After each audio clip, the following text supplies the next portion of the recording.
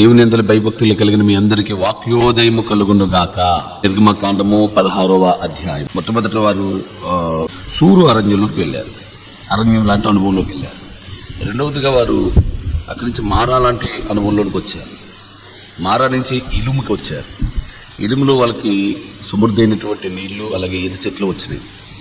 అవును, నీకు మారా లాంటి పరిస్థితులు వచ్చి చేదైన అనుభవాల్లో నుండి, కష్టాల్లో నుండి దేవుడు ఒక మధురమైనటువంటి ఎలిము దగ్గర దేవుడు నడిపించుకుని వస్తారు.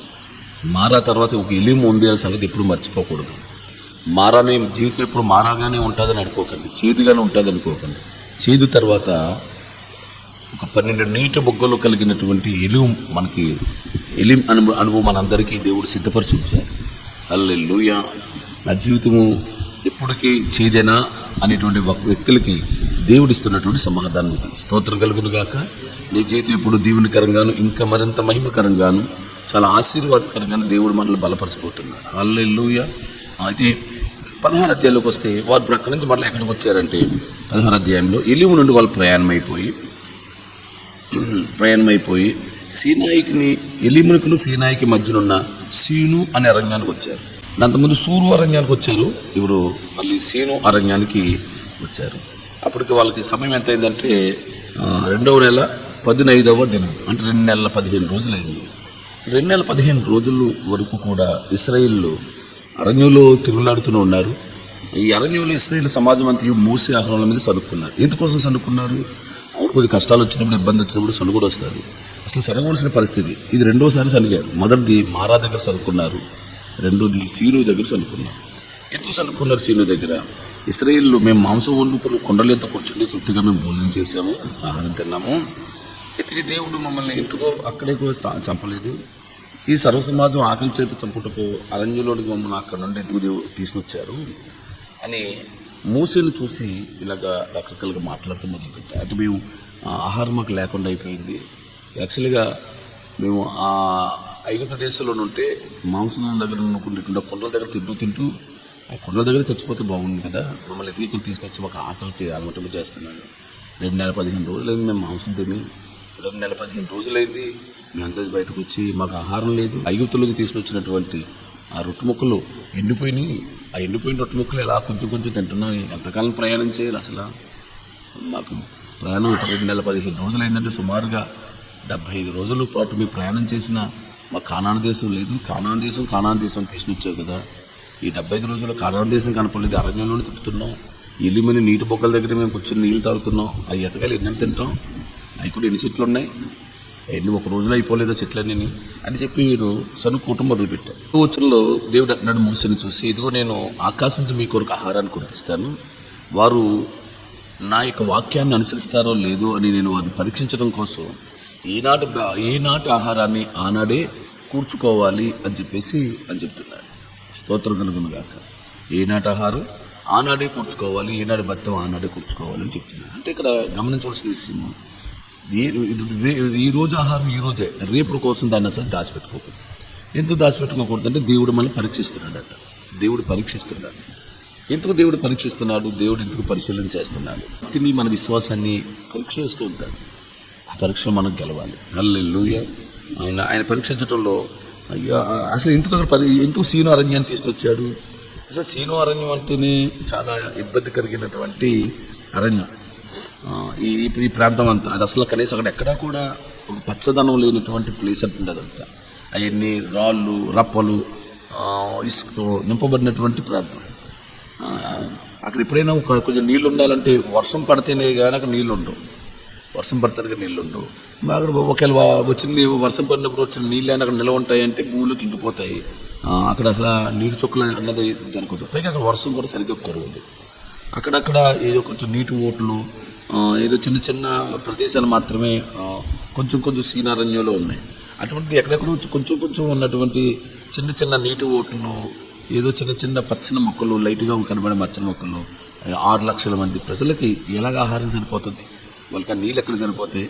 అందువల్ల దానికి రాయబడిన పేరు ఏంటంటే భయంకరమైన మహా ఎడారి అని ఆ ప్రాంతానికి పేరు పెట్టబడింది. ద్వితీయోపదేశకాండం 1వ అధ్యాయం 19వ వచనంలో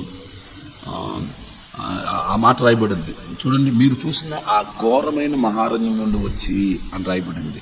అంటే అరణ్యానికి ఏం పేరు పెట్టబడిందంటే మహాభయంకరమైన అరణ్యం, ఘోరమైన అరణ్యం అని రాయబడింది పిల్లలు. అంటే దేవుడు ఎక్కడ తీసుకెళ్తానని చెప్పాడు? దేవుడు పాలు తేనెలు ప్రవహించే దేశాన్ని తీసుకెళ్తానని మోషేతో చెప్పాడు. ప్రజలందరూ అన్నారు మీరు ఎర్ర సముద్రం దాటి అవతలకు వచ్చారు. తీరా వచ్చిన తర్వాత పాలు తేనెలు ప్రవహించే దేశం కాదు కదా, అక్కడ దేశం నీళ్లు కూడా ప్రవహించలేనటువంటి సీను అరణ్యానికి వచ్చారు. నీళ్లు కూడా దొరకట్లేదు, తినడానికి తిండి కూడా దొరకట్లేదు. అవును, ఒకసారి మనకు దేవుడు ఎన్నో మేలు చేస్తాడని, ఎన్నో అద్భుతాలు చేస్తాడని ఎంతో ఆశతో మన దేవుని పాదం దగ్గరకు వస్తే దానికి వ్యతిరేకంగా కనీసం గడవటం కూడా కష్టమయ్యేటువంటి పరిస్థితులు ఒకసారి దేవుడు కల్పిస్తాడు. మనకి ఇబ్బందికరమైనటువంటి అనారోగ్యమైన పరిస్థితులు, మనుషుల నుంచి వెలివేతలు, మనుషులు నిరాకరించడం, మనకి ఏ సహాయం లేకపోవటం, అటువంటి పరిస్థితుల్లో దేవుడు మనల్ని పరీక్షించినప్పుడు నువ్వు కృంగిపోతున్నావా, లేకపోతే దేవుడిని దైవజనుడి మీద సనుక్కుంటున్నావా? ఇక్కడే నీ జీవితం మలుపు తిరగబోయేది. హల్లెలూయా. తమ్ముడు, కష్టాలు కలకాలం ఉండవు, ఇబ్బందులు కూడా ఎప్పుడు అట్లానే ఉండవు. దేవుడు కావాలని పరీక్షించడం కోసమే ఆ సీను అరణ్యానికి, మహాభయంకరమైన అరణ్యానికి దేవుడు నడిపించాడు. నిన్ను కూడా కొన్ని పరిస్థితుల్లో అలాగే నడిపిస్తాడు. ఎలీము నుండి ఇప్పుడు ఎక్కడికి వచ్చాడు? మహాభయంకరమైన అరణ్యానికి తీసుకొచ్చారు. అవును తమ్ముడు, ఎలీం ఎంతో ఆనందంగా ఉన్నటువంటి స్థలం. ఎలీం 12 ఈత చెట్లు, 70 ఈత చెట్లు, 12 నీటి బొగ్గలు కలిగినటువంటి అందమైనటువంటి ఆహ్లాదకరమైనటువంటి సంతోషకరమైనటువంటి స్థలం అది. మరి అటువంటి స్థలం నుంచి మళ్ళీ ఇప్పుడు ఎక్కడ తీసుకొచ్చాడు? కష్టాలు లోయలోకి తీసుకొచ్చాడు. నాళ్ళు రప్పలు కలిగిన స్థలం తీసుకొచ్చాడు. నీ పరిస్థితిలో ఒక రోజునేమో ఆనందమా, మరో రోజు ఆవేదన. అవును, అమావాస్య తర్వాత పున్నమి, పున్నమి తర్వాత మళ్ళీ అమావాస్య. ఒక అల్ల వస్తుంది, ఎత్తుగా వస్తుంది, తర్వాత మళ్ళీ కిందకి వెళ్తుంది, మళ్ళీ పైకి తీసుకెళ్తుంది, మళ్ళీ కిందకి వెళ్తుంది.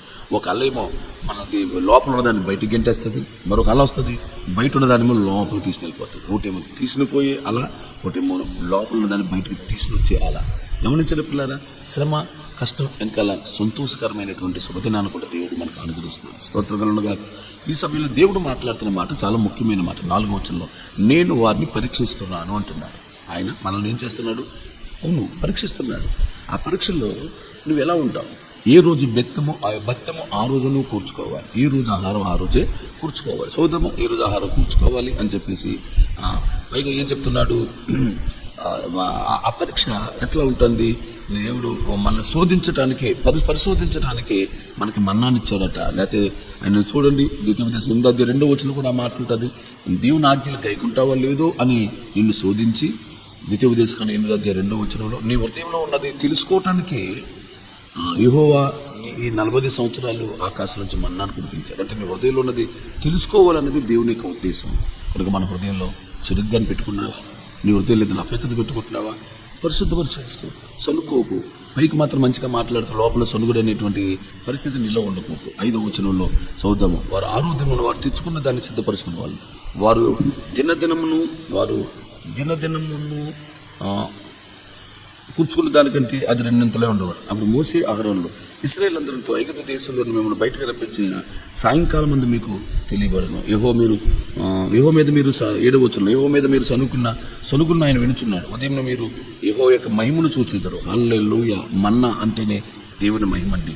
ఉదయకాలం వల్ల దేవుని మహిమను చూస్తున్నారు. ఆయన వినుచున్నాడు, మీరు మహిమను చూసేదారు. చూడండి, ఈ మాట మనం గమనిద్దాం.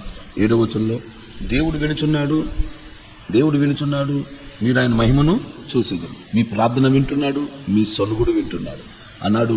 సంఖ్యాకాండం 12 అధ్యాయంలో కూడా మోసే అహరోనుల మీద మిరియాము సొంత సహోదరి అక్క సనుకునే సనుగును కూడా దేవుడు విన్నాడంటే.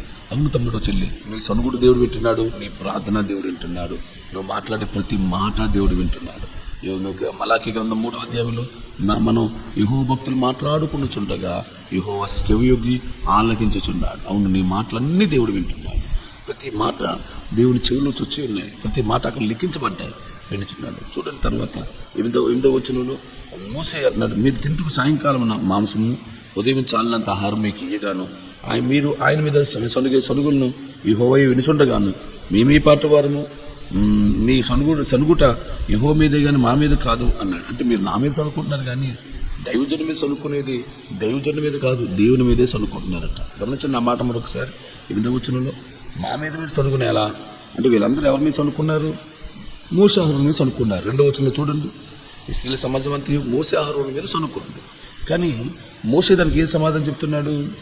8వ వచనం చివరి భాగంలో, మీ సనుగుడు యెహోవా మీదే కానీ మా మీద కాదు అన్నాడు. అంటే దైవజనుల మీద సనుక్కునే సనుగులన్నీ ఎవరి మీదట? దేవుని మీదే సనుక్కుంటున్నారు. ఓకే, నువ్వు దైవజనుల మీద సనుక్కుంటున్నావా? దైవజనునికి విరోధంగా కానీ మాట్లాడుతున్నావా? దైవజను విరోధంగా మాట్లాడితే అది దేవునికి విరోధంగా మాట్లాడినట్టే. కనుక ప్రియతముడు, నీ సనుగులు ఆపివే. చెల్లి, ఎందుకు అలా తిరస్కార బుద్ధితో, ఎందుకు సంఘానికి దైవజనునికి విరోధంగా ఎందుకు మనం పని చేయాలి? మనము సనుక్కుంటూ మానేద్దాం, దేవునికి ఇష్టలుగా మనం ఉందాం. 9వ వచనంలో, అతను మోషే అహరోనుతో యెహోవా సన్నిధికి సమీపించింది, ఆయన మీ సనుగులను విన్నని నీవు ఇశ్రాయేలు సర్వ సమాధానం చెప్పమన్నాడు. చూడండి, దేవుడు ఏమన్నాడు చూడండి. దేవుడు ఏమన్నాడు? ఇశ్రాయేలు సమాజంతో ఇలా చెప్పన్నాడు, మీ సనుగులు దేవుడు విన్నాడు అని చెప్పన్నాడు. ఇలాగ మా అహరోను ఇశ్రాయేలు సమాజంతో మాట్లాడుచుండగానే అలా పక్క నుంచి ఏదో కొంచెం శబ్దంలాగా అది వచ్చింది, ఏదో నల్లని మేఘంలా కనపడుతుంది ఏంటని చెప్పేసి వీరు అరణ్యం వైపు చూశారంట. సీను అరణ్యం వైపు చూశారు. అరణ్యం వైపు చూడగానే అప్పుడు యెహోవా మహిమ ఆ మేఘంలో వారికి కనపడింది. హల్లెలూయా! మొట్టమొదటిసారి మేఘంలో దేవుడు కనబడినటువంటి సందర్భం ఇది. స్తోత్రం కలుగును గాక. మేఘంలో దేవుడు వారికి కనపడ్డాడండి. హల్లెలూయా! ఆ 10వ వచనంలో ఏంటి శబ్దం కనపడుతుంది, ఏంటి ఇది అని చెప్పేసి ఆ వైపు చూడగానే అరణ్యం వైపు చూడగానే యెహోవా మహిమ ఆ మేఘంలో వారికి కనపడింది. అప్పుడు యెహోవా మోషేతో అన్నాడు, నేను సనుగులన్నీ విన్నాను. మీరు ఈ సాయంకాలమే మాంసం తింటారు, ఉదయం ఆహారం చేసి తృప్తి పొందుతారు. అప్పుడు మీరు మీ దేవుడిని యెహోవా నేనే అని మీరు తెలుసుకుంటారు అని వారితో చెప్పుము అన్నాడు. దేవునికి స్తోత్రం కలుగును గాక. గమనించిన పిల్లల, దేవుడు మేఘంలోంచి మాట్లాడుతున్నాడు. ఇంకేం మాట్లాడుతున్నాడు? సాయంకాలం మన పూరీళ్ళు వస్తాయి, మీ వారు మీరు మీరు మీరు మాంసాన్ని తింటారు, మీరు ఉదయకాలం ముందు ఆహారం చేత మీరు తృప్తి పొందుతారు అని దేవుడు చెప్పాడు. ఆ మేఘం నుంచి ప్రభువు వెళ్ళిపోయారు. మొదటిసారి మేఘం నుంచి దేవుడు మాట్లాడాడు. ఇప్పుడు మేఘంలో దిగి వచ్చాడు. వీళ్ళందరూ ప్రార్థన చేసినప్పుడు మేఘంలో దిగి వచ్చాడా? కాదండి, మీరు సనుక్కుంటున్నప్పుడు దిగి వచ్చాడు. సనుకుంటున్న అవును పిల్లరా, మనం సనుక్కుంటూ కూడా దేవుడు చూస్తున్నాడు. ఆయన వేదంతోనే ఇప్పుడు దిగి వచ్చి, నేను మాంసం ఇవ్వలేనని అనుకుంటున్నారా? నేను మీకు మాంసం పెట్టలేనా? ఏంటి ఎర్ర సముద్రం 2 పాయలు చేసిన దేవుణ్ణి, ఐగుప్తు ప్రజలు 30 తిప్పలు పెట్టిన దేవుణ్ణి నేను మీకు మాంసాన్ని ఇవ్వలేనా? అరే, మీరు ఎంత అవిశ్వాసంగా మాట్లాడుతున్నారు అని గద్దించడానికి వచ్చారు.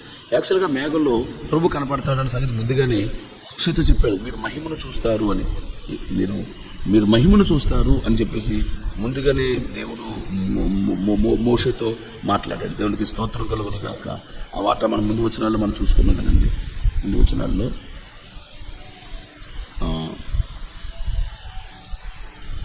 ముందు వచనాల్లో మాట రాయబడింది. ఎంతకంటే మనం చదువుకున్నాం, మీరు దేవుని మహిమను చూస్తారు. నిజంగానే ఇప్పుడు వాళ్ళు దేవుని మహిమ వారికి మేఘంలో కనబడింది. 7వ వచనంలో, ఉదయమున మీరు యెహోవా మహిమను చూచెదరు అని చెప్పాడు. చెప్పినట్లుగానే మర్నాడు ఉదయము 10వ వచనంలో, అప్పుడు యెహోవా మహిమ ఆ మేఘంలో వారికి కనబడేను. అంటే దేవుని మహిమ ఇప్పుడు కనబడింది. ఇప్పుడు మనం ఒక పరిశీలించాల్సిన వాక్యం, ఎప్పుడైతే సనుక్కుంటారో, ఎప్పుడైతే తిరుగుబాటు చేస్తున్నారో అప్పుడు దేవుడి మహిమ వాళ్ళకి కనబడింది పిల్లారా. అంటే సనుగుల్లో దేవుడికి మహిమ కనబడటం మంచిదా? ప్రార్థనలో దేవుడి మహిమ కనబడటం మంచిదా? నువ్వు ఆరాధిస్తుండగా దేవుడి మహిమ దిగి వచ్చిన సందర్భం ఉంది. ఇది నిర్గమకాండంలో కొంచెం ముందు వచనాలకు వెళ్తే యవనస్తులందరూ కలిసి యెహోవాకు బలర్పించినప్పుడు అప్పుడు దేవుని మహిమ అక్కడ ఉన్నటువంటి ఇశ్రాయేలు పెద్దలందరికీ కనబడ్డది అని రాయబడి ఉంది. స్తోత్రం కలుగును గాక. అప్పుడు అందరూ చూసి సాగిలపడ్డారు. ఇంకా దేవుని మహిమ తన ముందు వచనాలు ఇంకే కనబడింది. ఆయన తేజో మహిమ, ఆయన కాళ్ళ కింద ఉన్న గాఢాంధకారాన్ని అక్కడ ప్రజలందరూ చూశారట. హెజ్కేలు గ్రంథం 1వ అధ్యాయంలో కూడా దేవుని యొక్క మహిమను కూర్చున్నటువంటి దేవుని మహిమ, హల్లెలూయా, దేవుని మహిమ యెహెజ్కేలుకి కనబడిందని, అది యెహోవా ప్రభావ దర్శనం అని చెప్పేసి మన వాక్యాల్లో చూడగలుగుతున్నాం. దేవుని మన మహిమ కలుగును గాక. కనుక తమ్ముడు చెల్లె, ఈరోజు దేవుని మహిమ మీరందరూ యేసు నామములో పొందుకుందురు గాక. Praise the lord.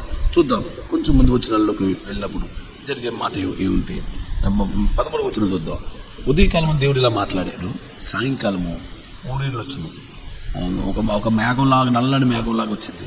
ఏంటి నల్లని మేఘం అని చెప్పేసి వాళ్ళు చూస్తుంటే అవన్నీ పక్షులు, పూరీలన్నీ పక్షులు వచ్చి ఆ పూరీలన్నీ ఎగరలేక వీళ్ళు పాల మీదకి వచ్చేసరికి చల్లబడిపోయి అవి పైనుంచి కిందకి పడిపోతుంది. అలా పడిపోతున్నాయి. మొత్తం ఎంతంటే పాలమంతా కప్పేసింది అటండి. మొత్తం ఏదో పాల మీద కప్పడం అంటే ఓ పూరుడు పడింది, పక్కన కూట అంటే ఓ పక్షి పడింది, పక్కన ఒక పక్షి, పక్కన ఒక పక్షి, మొత్తం టోటల్గా నేలంతా కూడా ఆకాశం నుంచి పక్షులు వచ్చి కింద పడ్డాయి. అంటే మాంసాన్ని పంపించాడని మన దేవుడు. అట్లా తినను, వాటిని చప్పుకొని తినను అన్నట్లుగా. అవి ఎంత ఎత్తున్నాయి అంటే పిల్లరా, అవి పడ్డ ఊదాని మీద ఒకటి పడిపోతున్నట్టుండి అవి సుమారుగా 2-3 అడుగులు ఎత్తు ఆ పక్షులు పడ్డాయట. అవి ఎంత దూరం పడ్డాయంటే చుట్టుపక్కల ప్రాంతం వరకు కూడా ఆ పక్షులు పడ్డాయి. అప్పుడు అవన్నీ వాళ్ళు ఏరుకొని చంపుకొని వాటిని తిని మాంసంలో కొడుపార తిన్నాడట. దేవునికి స్తోత్రం కలుగును గాక. ఇప్పుడు దేవుడు అయిన తిన్న తర్వాత మర్నాడు ఉదయం చూడండి, మర్నాడు ఉదయంలో 13వ వచనంలో, ఉదయమున మంచు వారి పాలన చుట్టూ పడిన మంచు ఎగిరిపోయిన తర్వాత నూగు మంచు వలె సన్నని కణములు అరణ్యంలో భూమి మీద కనబడను. ఇశ్రాయేలు దాన్ని చూసినప్పుడు అది ఏమైనది తెలియక ఇదేమి అని ఒకరితో ఒకరు చెప్పుకున్నారని వాక్యంలో రాయబడింది. స్తోత్రం కలుగునుగా. అంటే మన్నా అన్న మాటకున్న అర్థం ఏదంటే ఇదేమి అని చెప్పేసి, ఇదేమి వాళ్ళకి అర్థం కాలేదు. ఇదేంటి ఈ యొక్క దీని పేరేంటో తెలియక ఇదేమి అని పెట్టారు. చివరికి దాని పేరే ఇదేమి అని ఉండిపోయింది. అంటే మనం అసలు మన్నా అంటున్నాం కానీ మనం మన్నా అన్న మాటకున్న అర్థం ఏదంటే ఇదేమి అని. దాన్ని ఇదేమి, ఆ భోజనం పేరు ఇదేమి అంటున్నారు దాన్ని. ఆ ఇదేమి అన్నటువంటి ఆహారం వాళ్ళు తింటున్నారు. ఈ ఆహారం 3 రకాలుగా ఉందండి. స్తోత్రం కలుగును గాక. ఈ ఆహారం 3 రకాలు, మన్నాలు 3 రకాలు. 3 రకాల మన్నాలు మనకి 16 అధ్యాయాలు మనం చూడగలుగుతున్నాం. స్తోత్రం కలుగును గాక. నేను బైబిల్ పరిశీలన చేసినప్పుడు 7 రకాల మన్నాలు నేను చూసి అనుకున్నాను. ఈ బైబిల్ నిండా 7 రకాల మన్నాలు ఉన్నాయి. కానీ నిర్గమకాండం 16 అధ్యాయంలో 3 రకములైన మన్నాలు మనం చూడగలుగుతున్నాం. ఇప్పుడు మనం మన్నా అసలు ఎలా ఉంటుంది, దాని యొక్క రూపురేఖలు ఎలా ఉంటాయి అని మనం వాక్యం నుంచి మనం పరిశీలన చేసి చూస్తే చూడండి. మరొకసారి 14వ వచనం చూడండి. 14వ వచనం, పడిన ఆ మంచు ఎగిరిపోయిన తర్వాత నూనెగు మంచు వల్లే, అంటే నూగు మంచు వల్లే కనపడ్డదట. అంటే నూగు మంచు అంటే చిన్నగా అది ఎగిరిపోయింది అని చెప్పేసి రాయబడుతుంది వాక్యం. అంటే ఎగిరిపోవటం ఏంటబ్బా? ఎస్, అంటే ఎగిరిపోవటం అంటే మనం ఏదైనా బీరకాయ కూర వండాం, దాన్ని పొయ్యి మీద పెట్టినప్పుడు ఇంత కూర ఇన్ని బీరకాయలు పెడితే దాకా నిండా ఉన్నది కదా, కొంచెం ఎగరపడుతుంటే క్రమంగా అంత నీరంతా పోతూ అది దగ్గరికి వచ్చేస్తా చూసారని దాన్ని ఎగిరిపోవటం అనేది అంటారు. అట్లా మన్నా ఇంత గట్ల కింద మన్నా కొంచెం ఎగిరిపోయి దానిమ్మ గింజ అంత సైజుకి వచ్చేసింది అట్లా. కొత్తిమీర వలె ఉందట. కొత్తిమీర గింజ అంటే ధనియాల వలె, దానిమ్మ గింజ కాదు, ధనియాల వలె, కొత్తిమీర గింజ వలె అది మారిపోయింది అని వాక్యంలో రాయబడింది. స్తోత్రం కలుగును గాక. ఆ మన్నా ఉన్నటువంటి లక్షణాలు, మన్నా ఏ విధంగా ఉంటుంది, మన్నా ఏ విధంగా మన్నాను మనం చూస్తాం. చూడండి, మన్నాకున్న లక్షణాలు. మొదటగా అది మంచులా ఉందటండి. ఒకటోది మంచులా ఉంది. రెండోది అది ఎగిరిపోయిన తర్వాత నూనెకు మంచు వలె కనపడిందటండి. మూడోది తెల్లని కొత్తిమీర గింజ వలె ఉంది అని రాయబడింది. ఎలా రాయబడింది? ఏం రాయబడింది? తెల్లని కొత్తిమీర గింజ వలె ఉన్నది అని రాయబడింది. తర్వాత దాని రుచి ఎలా ఉంది చూడండి. 31వ వచనంలో 16 అధ్యాయం 31వ వచనంలో అది తెల్లని కొత్తిమీర గింజ వల్ల ఉంది. దాని రుచి తేనెతో కలిపిన అప్పడాల వల్ల ఉందంట. అంటే అప్పడాలని లేకపోతే ఒక చపాతీని తేనెలో ముంచుకొని తింటే ఎంత మధురంగా ఉంటుందో. అంటే అప్పుడప్పుడు మీరు ఎప్పుడైనా తిన్నారు లేదో, చపాతీలో కొంచెం నెయ్యి వేసుకుని పంచదార వేసుకుని తింటే దాని టేస్ట్ చాలా అద్భుతంగా ఉంటుంది. అప్పుడు ఆ పంచదార బదులు తేనె వేసుకుని తింటే ఎంత అద్భుతంగా ఉంటుంది. అదే రాయబడింది అనమాట. నిజంగా మన్నా ఎలా ఉంటుందంటే ఒక చపాతీలో తేనె కలుపుకొని తింటే ఎంత బాగుంటుంది, తేనెలో ముంచుకొని తింటే ఎంత మధురంగా ఉంటుందో మన్నా అంత మధురంగా ఉండటండి. మన్నాకున్న మొదటి లక్షణము అది పడిన మంచులో ఉంది. రెండవ లక్షణం అది ఎగిరిపోయిన నూనెగు మంచు వలె ఉంటుంది. ఎగిరిపోయిన నూనెగు మంచు సన్నని కణం వల్లే కనబడింది అంటే. మూడవదిగా 31వ వచనంలో మనం చూస్తున్నాము. 31వ వచనంలో అది తెల్లని కొత్తిమీర గింజ వలె ఉంది. తెల్లని కొత్తిమీర గింజ వలె ఉంది. దాని రుచి తేనెతో కలిపిన అప్పు పోలో ఉంది. ఇక 4వది తేనెతో కలిపిన అప్పు పోలో ఉంది. ఇక 5వదిగా సంఖ్యాకాండంలో దానికోసం మరి కొంచెం రాయబడింది. సంఖ్యాకాండం 11వ అధ్యాయం 7వ వచనంలో చూస్తే ఆ మన్నా కొత్తిమీర గింజ వలె ఉన్నది అని రాయబడింది. కొత్తిమీర గింజ వలె ఉన్నటువంటి ఆ మన్నా చూపునకు బోలం వలె ఉండేను. హల్లెలూయా. ఎలా ఉందటండి? చూపునకు అది బోలంలా ఉండేను అని రాయబడింది. ఎస్, నిజమే తమ్ముడు, చూపునకు అది బోలంలా ఉన్నది. బోలము అంటే మనకి అర్థం మనకు తెలియదు కానీ బోలం ఎలా ఉంటారో బోలంతో పోల్చారండి. అది అంటే యేసుప్రభు వారు చనిపోయినప్పుడు బోలాన్ని ఆయనకు ఆహారం ఇచ్చారు అని రాయబడింది. అట్లానే చూడు బోలంలా ఉందట. ఆ తర్వాత దాన్ని తిరగట్లో పెట్టుకుని విసిరితే రోట్లను తెంచి ప్యానం మీద పెట్టి రొట్టెల కింద కాల్చుకున్నాడు చూడండి. అంటే రొట్టెలు తింటాం అన్నమాట కదా. అందువల్ల మన్నాను కూడా రొట్టెల కింద కాల్చుకుని తినేసారట. అందువల్ల మన్నా కాల్చబడింది, రొట్టెలా కూడా మార్చబడింది. స్తోత్రం కలుగును గాక. హల్లెలూయా. గమనిస్తున్నారు కదా పిల్లల. తర్వాత అంటే ఒకటి తర్వాత 7వదిగా దాని రుచి కొత్త నూనె రుచి వలె ఉందటండి. సంఖ్యాకాండం 11 అధ్యాయంలోనే 11 అధ్యాయంలోనే 8వ వచనంలో దాని రుచి కొత్త నూనె రుచి వలె కనబడుతుంది. స్తోత్రము కలుగును గాక.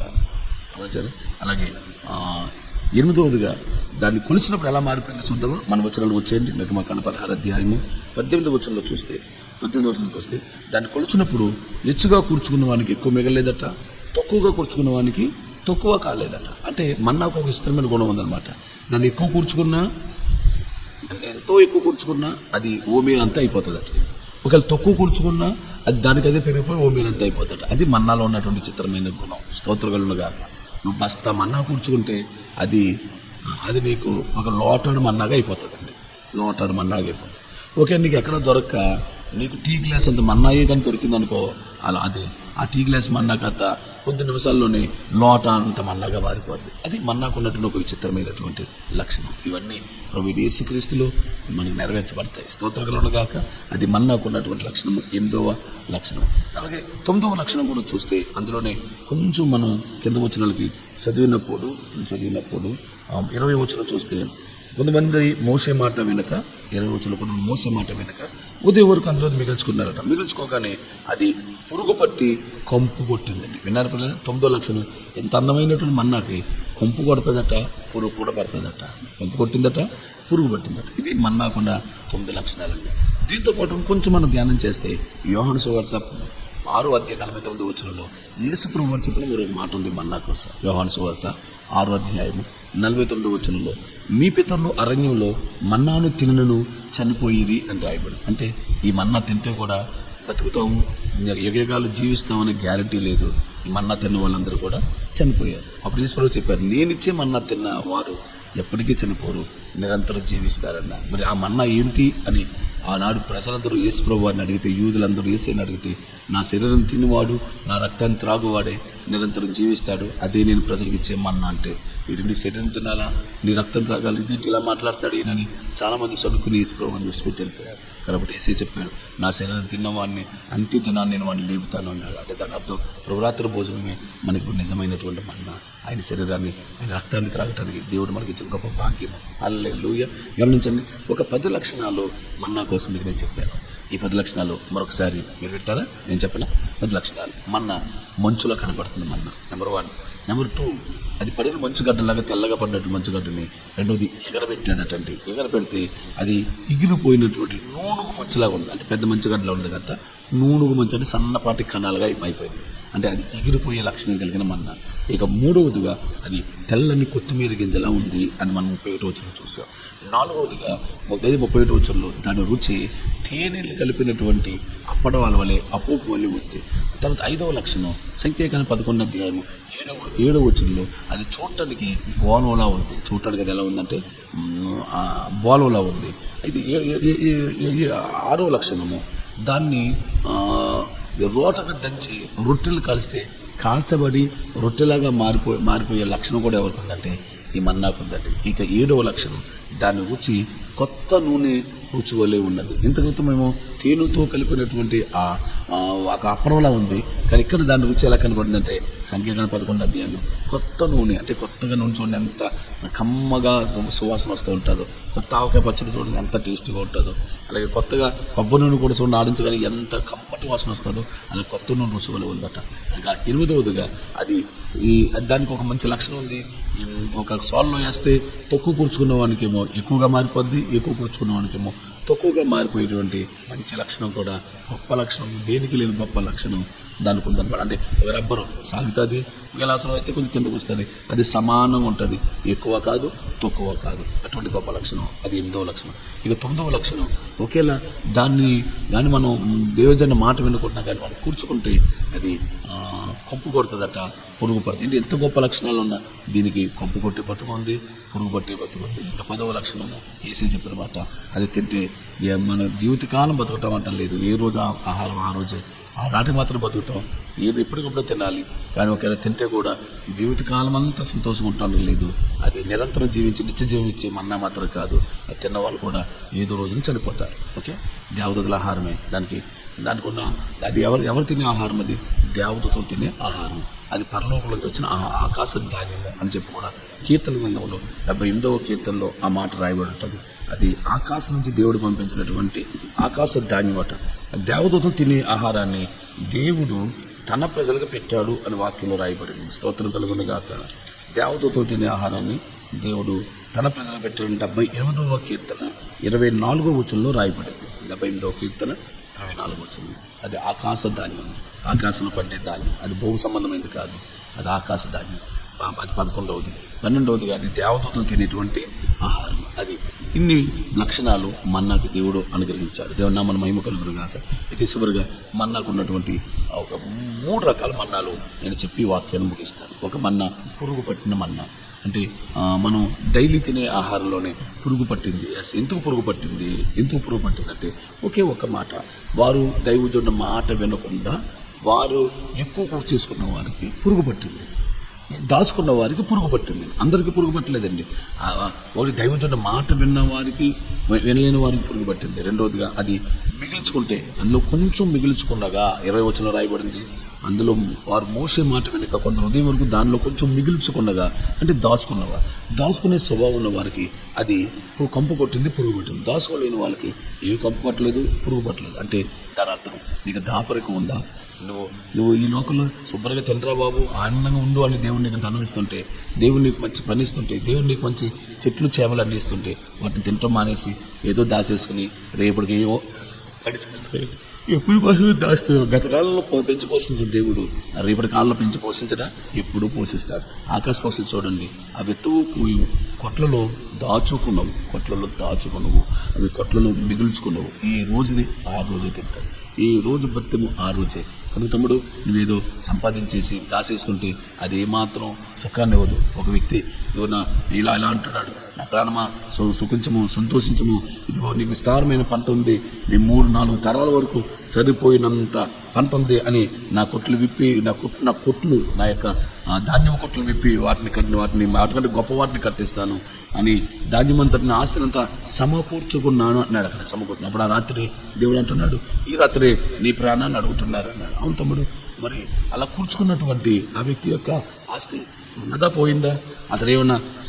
అతని ప్రాణమైన తినటానికి ఉందా, లేదే, వెళ్ళిపోయింది కదా ఆ రాత్రి ప్రాణం. కనుక తమ్ముడు, నువ్వేం కూర్చుకోవటం కాదు, ఏ రోజుది ఆ రోజు హ్యాపీగా బతుకు, సంతోషంలో. రేపు నీది కాదు, ఇయ్యాలే నీది. హ్యాపీగా గడిపే ఈ రోజున హ్యాపీగా గడపమని చెప్పేసి పనికి మన పాప పనులు చేయమని చెప్పట్లేదు. శుభ్రంగా కడుపు నిండా తిను, ఆనందంగా ఉండు. హల్లెలూయా. దాన్ని రేపటి దాకా దాచుకోవాల్సిన పనేమీ లేదు. ఈరోజు తినగల ఊపు ఉందా, శుభ్రంగా తిను, దేవునికి స్తోత్రం. ఇలా తినగల ఊపు ఉండి కూడా మన్నాడికి దాచుకోవడం అనేది మంచిది కాదు. ఒకవేళ దాచుకుంటే మన ధనాన్ని మనం ఇక్కడ భూమి మీద మనం దాచుకున్నాం అనుకున్న దాన్ని చిమ్మట కొట్టేస్తుందట, తుప్పు తినేస్తుందట, దొంగలు వచ్చి దాన్ని కన్నం వేస్తారని మత్తయి సువార్త 6:19 రాయబడింది. అందులో ధనాన్ని దాచిపెట్టేసుకుని కూర్చేసుకుంటున్నాయేమో దొంగలు వచ్చి దాన్ని కన్నం వేస్తారు. అదే మత్తయి 6:20లో ధనం ఎక్కడ దాచుకోవాలంటే పరలోకంలో దాచుకోవాలి. ఎలా దాచుకోవచ్చు? పేదలకు సహాయం చేయటం వల్ల దాచుకోవచ్చు, సేవకునికి ఇవ్వటం వలన నువ్వు పరలోకంలో దాచుకోవచ్చు, లేకపోతే నువ్వు ఇంటికాడ మీటింగ్ పెట్టడం వలన, లేకపోతే ఏదైనా సేవా కార్యక్రమాలు లేదా సువార్త పరిచర్యలు చేయటం వలన, చేయటానికి నీ ధనాన్ని ఖర్చు పెట్టడం వల్ల నువ్వు ధనాన్ని పరలోకంలో దాచుకోవచ్చు. అందులో దాచుకోవాల్సింది ఎక్కడంటే పరలోకంలో. 20 వచనంలో రాయబడిన పరలోకంలో మీకు ధనాన్ని సమకూర్చుకోనండి. అక్కడ దొంగలు రారు, ఏ చిమ్మెట కానీ ఏ పురుగు కానీ అక్కడ పట్టదు అని వాక్యం చెప్తుంది. దేవునికి స్తోత్రం కలుగును గాక.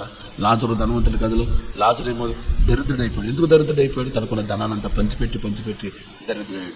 ధనవంతుడేమో కూర్చుకుని ధనవంతుడయ్యాడు. ఉపయోగం ఏముంది? ఆ ధనవంతుడు చచ్చిపోయాడు, లాజరు చచ్చిపోయాడు. పరలోకంలో ధనం కూర్చుకున్న లాజరేమో అబ్రహాము రొమ్మున ఆనుకోవటానికి వెళ్ళాడు. ఈ లోకంలో ధనం కూర్చున్నవాడు నరకాగ్ని గుండంలో పాతాళంలో మిక్కిలి యాత్ర పెట్టబట్టడానికి వెళ్ళాడు. మరి ధనం కూర్చుకుని ఈ లోకంలో దేవుని సేవకునికి సహకరించకుండా, సంఘ పరిచర్యకు సహకరించకుండా, నువ్వు కూడా నీ పిల్లలకి సరిగ్గా పెట్టకుండా, నీ కుటుంబాన్ని సరిగ్గా పోయించకుండా దాసేసి కూర్చుకోవటం వల్ల ఉపయోగం ఉంది బిడ్డ. ఈ రోజున సరే నేను మనసు మార్చుకుని దేవునికి ఇష్టంగా ఉండాలని పెట్టని తెలియజేస్తున్నాను. హల్లెలూయా. ఇది ఏమన్నా చెప్పండి, ఇది అనుదిన మన్నా. ఇది ఏమన్నా అంటే అనుదిన మన్నా. ఈ అనుదిన మన్నా, సాధారణమైన మన్నాకి ఈ 12 లక్షణాలు ఉన్నాయి. ఇప్పుడు 2వ మన్నాను కూడా మీకు చెప్తున్నాను. అది విశ్రాంతి దినపు మన్నా. అదేంటంటే విశ్రాంతి దినపు మన్నా. 23వ వచనంలో అందుకు అతడు యెహోవా చెప్పిన మాట ఇది. 2వ మన్నా విశ్రాంతి దినపు మన్నా. అందుకు అతడు యెహోవా చెప్పిన మాట ఇది, రేపు విశ్రాంతి దినం, అది యెహోవాకు పరిశుద్ధమైన విశ్రాంతి దినం. మీరు కాల్చుకొనవలసిన దాన్ని కాల్చుకొనండి, మీరు వండుకొనవలసిన దాన్ని వండుకొనండి అని మోషే ఆజ్ఞాపించినట్లు వారు ఉదయం వరకు దాన్ని ఉంచుకున్నారు. అది కొప్పు కొట్టలేదు, దానికి పురుగు పట్టలేదు, పురుగు పట్టలేదు. కొంచెం కింద వచ్చిన జరిగి చదివితే 27వ వచనంలో అట్లు జరిగిను, ప్రజల్లో కొందరు 7వ దినం దాన్ని కూర్చుకుని వెళ్ళగా వారికి ఏమయో దొరకకపోయాను. కాబట్టి 30వ వచనంలో 7వ దినమున ప్రజలు ఇంక వండుకునే పని లేదేమో, వార్చుకునే పని లేదేమో, ప్రశాంతంగా విశ్రమించారట. అంటే దేవుడు వారికి విశ్రాంతి దినాన్ని అలవాటు చేయటం కోసం వంట వండనివ్వని చేశాడు. అంటే విశ్రాంతి దిన రోజున వండకుండా విశ్రమించాలని దేవుని ఉద్దేశం. 6 రోజులే కష్టపడండి, దాన్ని కూర్చుకోనండి, రొట్టెలు చేసుకోండి. వంటలు చేయటం ఎలా ఉంటుందో చెప్పండి, బోలు పని కదా, ఆ పని చేసుకుంటూ ఉన్నారు. ఇప్పుడు మగవాళ్ళేమో వెళ్ళి అరణ్యంలోనికి వెళ్ళి 4 పొలాలు ఎదుగు రావటము, దానికి కావాల్సినటువంటి ఏవైనా తోడైన దొరికితేమో తీసుకురావటం మగవాళ్ళ పని. ఆడవాళ్ళు ఇంటికి కూర్చుని రొట్టెలు వేసి రొట్టెలు కాల్చడమే ఆడవాళ్ళ పని. ఇలా రోజు పని చేస్తున్నారు. ఆదివారం నాడు కూడా ఇలాగ పనిచేస్తారేమో అని చెప్పేసి దేవుడు ఏం చేసింటే ముందు రోజునే, అంటే ఆదివారానికి ముందు రోజునే మన్నాను కురిపించేశాడు. దాన్ని కూర్చుకుంటే ఈ మన్నా కొంపు కొట్టదు, పురుగు పట్టదు. అంటే విశ్రాంతి దినానికి ముందు రోజున కూర్చుకున్న మన్నా, దాచుకున్న మన్నా కొంపు కొట్టదు, పురుగు పట్టదు. దాన్ని ముందు రోజునే రొట్టెలు కాయలు చేసుకోండి, ముందు రోజే దాన్ని కవసం చేసుకోండి. మన్నాడు మాత్రం ఏమీ చేయటానికి వీలు లేదని దేవుడు చెప్పాడు. అందులో ఎక్కువ మన్నా కురవగానే దాన్ని రొట్టెలు చేసుకున్నారు, కూర్చుకున్నారు. మన్నాడు దాన్ని తినడానికి మాత్రమే దానికి సమయం. ఆ రోజున ఏ పని లేదేమో, ప్రశాంతంగా ఉన్నారు. అందుకే ఆ మన్నాకు ఉన్నటువంటి పేరు విశ్రాంతి దినపు మన్నా. విశ్రాంతి దినం మన్నా కొంపు కొట్టలేదు, పురుగు పట్టలేదు. తమ్ముడు, నీవు ప్రతిరోజు ఏదో బ్రతికిన ఆదివారం దేవుని సంధికి వస్తే నీ జీవితం కొంపు కొట్టదు. నీ ధనాన్ని ఎక్కడ దాయాలి? ఇప్పుడు విశ్రాంతి దినంలో దాయి. నీ ఇంట్లో దాచుకున్నటువంటి ధనము, బ్యాంకులో దాచుకున్న ధనం కొంపు కొట్టింది. కానీ విశ్రాంతి దినానికి దాచుకున్నటువంటి ఆ మన్నా మాత్రం కొంపు కొట్టలేదు. అంటే ఆదివారం వేసే కానుక, అది అర్పించే అర్పణ, ఆ దశమ భాగము, అయితే ఆ కానుకలు నీకు ఎన్నడూ కొంపు కొట్టవు. అది పరలోక రాజ్యంలో దేవుడు లెక్కల్లోకి చేస్తాడు. నీ ధనం దేవుని సందులో ఉన్నది, దేవుని బిడ్డ. నీ ధనాన్ని కొంప కొట్టనివ్వట్లేదు దేవుడు. ఆ మన్నా విశ్రాంతి దినపు మన్నా, అది దేవుడు కొరకు దాచిన మన్నా. తర్వాత చిట్ట చివరిగా రాయబడిన మరొక మన్నా ఉంది, అది మందసపు మన్నా. మందసంలో ఉండేటువంటి మన్నా. మందసపు మన్నా ఎట్లా ఉంది? 33వ వచనం చదువుతాం. కాబట్టి మోసే అహరోనుతో, నీవు ఒక గిన్నెని తీసుకుని దానిలో ఒక ఓమేరు మన్నాను పోసి, మర్చిపోకండి, ఒక ఓమేరు మన్నాను పోసి మీ వంశస్థులు తమ యొద్ద ఉంచుకోవటానికి దేవుని సన్నిధిలో, అనగా నిబంధన మందసంలో దానిని ఉంచుమనెను. యెహోవా మోషేకు ఆజ్ఞాపించినట్లు ఉంచబడుటకు సాక్ష్యం మందసం ఎదుట అహరోను దాన్ని పెట్టిను. అప్పుడు ఇంకా సాక్ష్య మందసం తయారు చేయలేదు, కానీ సాక్ష్య మందసం ఎదురు పెట్టమని చెప్పి దేవుడు ముందుగానే ఆజ్ఞాపించాడు. అంటే మందసం తయారు చేయబోతున్నాడు కానీ ముందుగానే దేవుడు తెలియజేశాడు. సాక్ష్య మందసం దాన్ని పెట్టమన్నాడు. అయితే పెట్టినట్టు మన్నా నిత్యము ఉన్నదట. అక్కడ రాయబడిన మాట నిత్యము ఉండునట్లు, హల్లెలూయా, నిత్యము ఉండునట్లు దాన్ని దేవుని సందులో పెట్టమన్నాడు. పిల్లల, ఈ మన్నా పాడైపోయే మన్నా కాదు, నిత్యము ఉండే మన్నా. 36వ వచనంలో దానికోసం మాట రాయబడింది. ఓమేర్ అనగా ఈ ఎఫాలో దశమ భాగము, ఏపాలో దశమ భాగం. ఏమిటి ఈ యొక్క మన్నా? ఓమేరు అన్నది యాపాలో దశమ భాగం. ఒక ఓమేరు పెట్టేటంత మన్నాను పట్టమన్నాడు. అది యాఫా అన్నటువంటి కూర్చుకున్న దాంట్లో, యాఫాను బడి కూర్చుకున్న దాంట్లో దశమ భాగం. అంటే నీ దశమ భాగాన్ని తీసుకొచ్చి దేవుడి సంధిలో పెడితే అది నిత్యం ఉండే మన్నాగా మార్చబడుతుందంట. అందుకే విశ్రాంతి దినం ఇచ్చే కానుక అది కొంపు కొట్టలేని కానుక అయితే, నువ్వు ఇచ్చే దశమ భాగము నిరంతరం దేవుని సంధిలో ఉండేటువంటి మన్నాగా, యాఫాగా దేవుడు నిలబెట్టబోతున్నాడు. కానీ 3 రకాల మన్నాలు ఉన్నాయి. ఒక మన్నా పాడైపోయిన మన్నా, రెండో మన్నా ఆదివారం వరకు కూడా పాడవకుండా ఉన్న మన్నా. ఆదివారం దాటి రకాయలు పాడైపోవచ్చు, ఆదివారం వరకు పాడవలేని మన్నా. 3వ మన్నా ఉంది, అది ఎప్పటికీ పాడవలేని మన్నా, నిత్యము ఉన్నటువంటి మన్నా. కనుక నీ మన్నా ఎలా ఉంది? నువ్వు ఏ విధంగా దేవుని యొక్క వాక్యాన్ని సమకూర్చుకుంటున్నావు? దాచుకుంటలేదా? దాన్ని ఇతరులకు పంచిపెట్టు. నీ దగ్గర వాక్యాన్ని దాచుకుని నీ దగ్గర నోట్సులు రాసుకోవటం కాదు, నీకు వచ్చిన వాక్యాన్ని ఇతరులకు పంచిపెట్టు, ఇతరులకు తెలియజేయి. రెండోది, కొంత వాక్యాన్ని దేవుని సంధిలో అంత ఉన్నట్లుగా దశం భాగం వల్ల దాచుకో. అది శాశ్వత కాలం వరకు, ప్రభు రాక వరకు ఉంటుంది. దేవుడి మాటలు మన వెనుకలను దీవించునుగాక.